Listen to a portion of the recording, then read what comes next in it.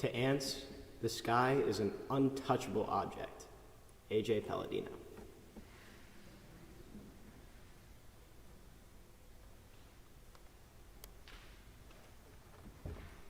I'll save comments for my autobiography, Jean-Claude Van.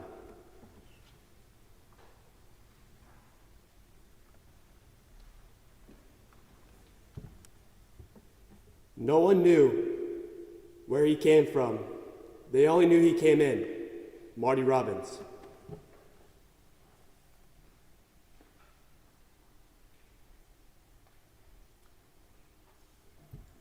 Nobody knew where he came from. They won't forget he came by. Marty Robbins.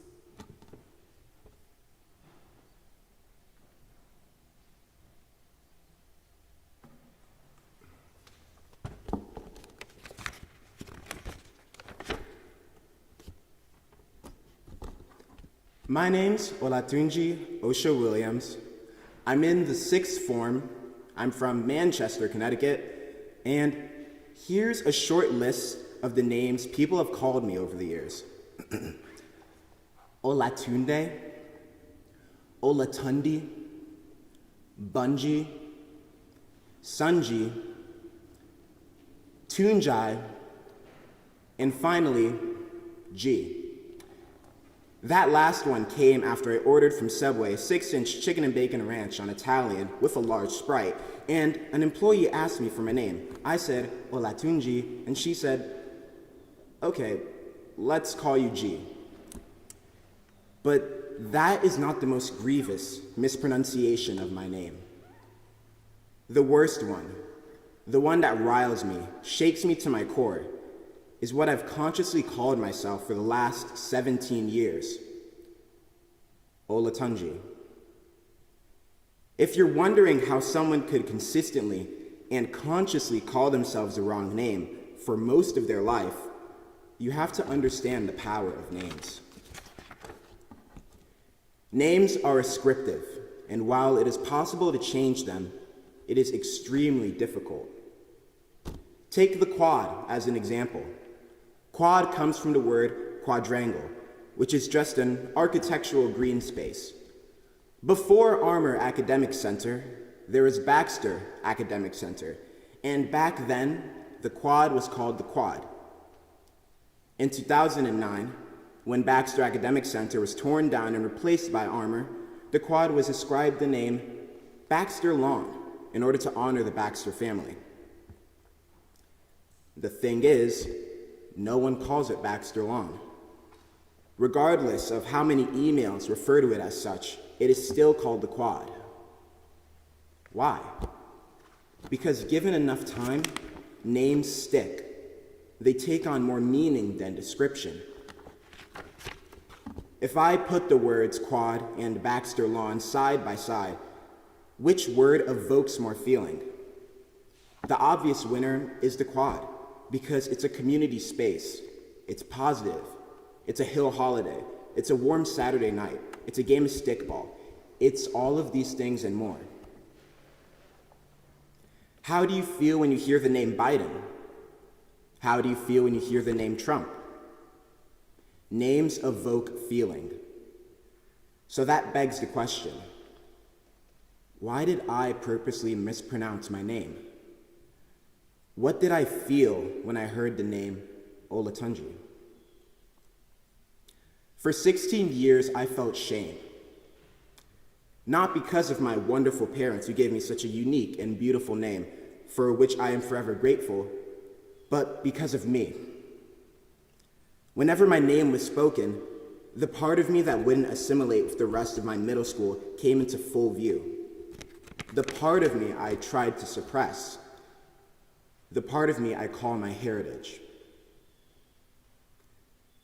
Like many first-generation Americans, I've always found myself at the crossroads of two cultures. My parents were born in another country, and I was born in the one they immigrated to. Like any other person would, they brought over their own culture and settled in America. Throughout elementary and middle school, I tried to walk the stereotypical tightrope between the two cultures, but my name made me top-heavy. Every time I neared what seemed to be an equilibrium, something would push me over. My earliest memory of this was in pre-K. I was 4 years old, and we were talking about food we ate at home. I cheerfully said, "Cassava leaves." For reference, cassava leaves is a thick soup made from the leaves of the cassava plant and an assortment of spices, typically served on top of jasmine white rice. It's my favorite meal. My teacher asked me, "What is that?" And I struggled to explain, not because I had no control of the English language at 4 years old, but because no one had ever asked me what cassava leaves was. My normal was not their normal, and that was destabilizing. There's not anything specifically negative about this interaction, but it was isolating. It showed me that I was different from the spaghetti and meatballs and macaroni I had heard earlier. More things like that would happen. Whenever a substitute teacher would check attendance and pause before my name, my balance swayed. Whenever they followed up with a, "So, where are your parents from?" my balance swayed. When a kid asked me if I celebrated Christmas because I was from Africa, my balance swayed. I kept finding myself split off from the rest of the class in these moments, and like any kid in school, I wanted to fit in. I didn't realize it then, but my parents also cooked spaghetti and meatballs and macaroni. But by the time I acknowledged this, I had developed an imperfect way of coping with this challenge to my identity. Anglicization. Anglicization is defined as to make English in form and character. At Ellis Island, immigrants unable to speak English often had their names anglicized to whatever the immigration officer could understand. Unlike those immigrants, my form of assimilation was voluntary. I understood that I could not change my entire culture to fit my own design, so I took a hold of the one thing within my grasp: my name. I loved my parents, my food, but I didn't want to feel different anymore. I wanted to relegate my heritage to my home, where my normal was normal, and I didn't have to worry about the outside world's questions. By elementary school, people had already been calling me Olatunji, so that just because that was the easiest way to pronounce it, why not choose the easier path? By tampering with syllables and tone, I pulled meaning from my name, and consequently, pulled my culture from me. Within the whole of the anglicized name, I forged a new identity. I finally found a way to cross the tightrope. Whenever a sub struggled to pronounce my name, I now had a solution. Whenever someone asked me about my family or name, I could brush it off, give them a quick 2-line description. Parents came from Sierra Leone. I was born here. My name is Nigerian, though. It's of the Yoruba ethnic group in origin, and I could just keep it moving. Time passed, and that hollow shell of a name blended into the fabric of my everyday life. I had seemingly achieved it. I had assimilated. But remember what I said about the power of names? How they stick, how they evoke feeling, how they are so difficult to change? Sure, anglicization could take the sound out of the name, but in my case, it could not change the letters. It could not change what it was, who I was. Truthfully, I had done the opposite of assimilation, because assimilating is more than simply acting the part. It's sincerely believing it as well. I was a boy who changed my name in fear of judgment. I was a hypocrite. How could I embrace a part of myself at home and shrug it off as soon as I stepped outside? I wasn't fitting in at all. I was standing out, if not to the outside world, then to me. I came to this understanding 2 summers ago at an academic enrichment summer camp where I met this girl from Nigeria. We were put in the same group of about 10 people for a project, and we started introducing ourselves. The time came for me to talk, and I introduced myself as Olatunji. A couple people had trouble pronouncing my name, and as I gave them clarification, I distinctly remember the girl saying, "It's really funny that they can pronounce your own name better than you." Silence. Crickets. Her words shot a hole through the letters I used to hide my insecurity. Anglicization did not save me from the intense shame I felt. Assimilation didn't save me from my foolhardy attempts to explain how I didn't mispronounce my name, I just anglicized it.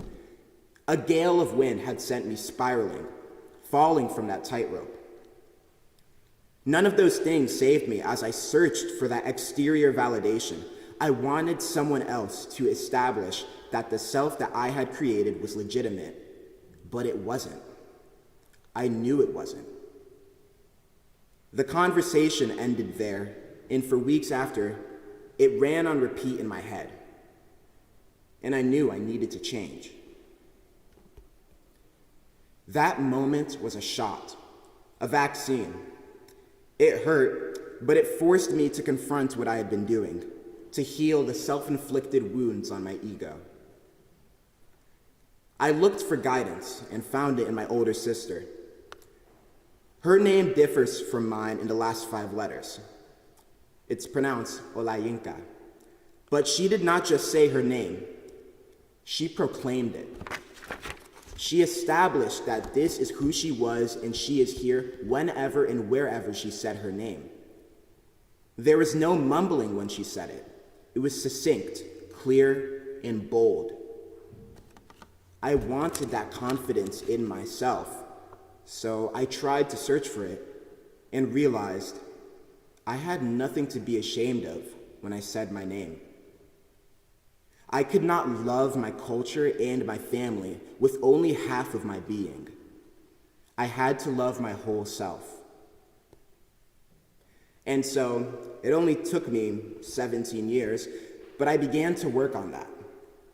I took after her lead, and while I may still struggle to pronounce my name, as my parents know, I'm trying and getting better. People will and can still call me Tunji, and that's okay, because I'm not walking across a tightrope anymore. I'm standing on even ground.